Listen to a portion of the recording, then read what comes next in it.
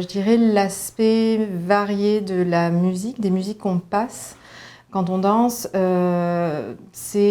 y a des variations au niveau des styles, des époques, des tempos, des rythmiques, et ça donne des choses très très fun et toujours et des moments en fait uniques sur le plancher de danse. Mais premièrement, ça me permet de vraiment sortir de ma tête parce que je fais quelque chose de très cérébral dans la vie de tous les jours. Donc, alors, je peux sortir de mes pensées, plus besoin de penser à tout ça. J'aime aussi le fait de pouvoir bouger sur la musique, m'exprimer sur la musique, et puis en même temps d'être très créative et d'être créative avec une autre personne. Donc, le partage de cette créativité-là sur la musique et tout, c'est ça qui est super le fun. Voilà. Ben pour moi, la danse, ce qui est important, c'est la communication, le partage, tout le côté, la réaction rapide à ce que l'autre te donne, les ajustements. Je suis un peu cérébral dans ma danse, donc il y a ce côté-là qui m'allume, pouvoir interpréter la musique puis trouver la réponse de l'autre côté, là, l'espèce d'unisson, ça c'est magique. En général, c'est vraiment c'est le plaisir de bouger sur la musique que j'aime. Le côté social, donc voir des gens, l'esprit de communauté. C'est pas mal ça. Donc, la danse, c'est quand même une forme de langage, mais un langage par les mouvements. Ça me permet de socialiser par le mouvement. Et c'est ça que j'adore. En plus, c'est sur la musique. Alors, ça, c'est une autre chose que j'adore. Donc, on a la musique, le fait que c'est quelque chose d'actif, puis qu'on le fait avec un partenaire. Donc, c'est une connexion qu'on peut avoir à travers la danse.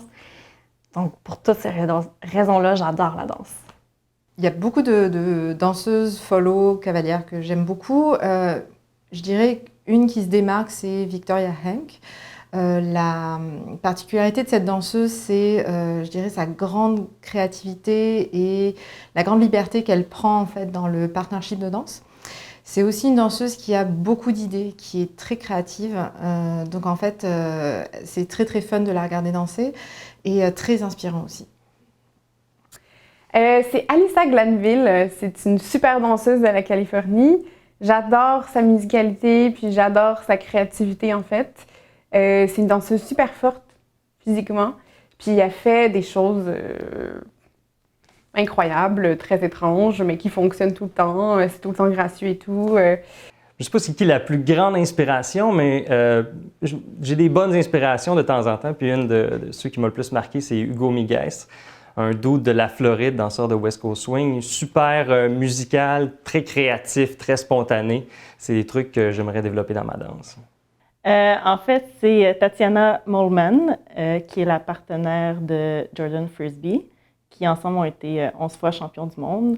C'est ma meilleure amie qui m'a montré des vidéos d'eux la première fois, puis j'ai vraiment capoté sur eux. Ils sont extraordinaires. Ce que j'aime de Tatiana, c'est qu'elle est vraiment techniquement impeccable dans tout ce qu'elle fait, tous ses mouvements, peu importe la difficulté. Ses tours sont solides, puis aussi elle a une super belle expression quand elle compétitionne ou elle performe. J'en ai deux.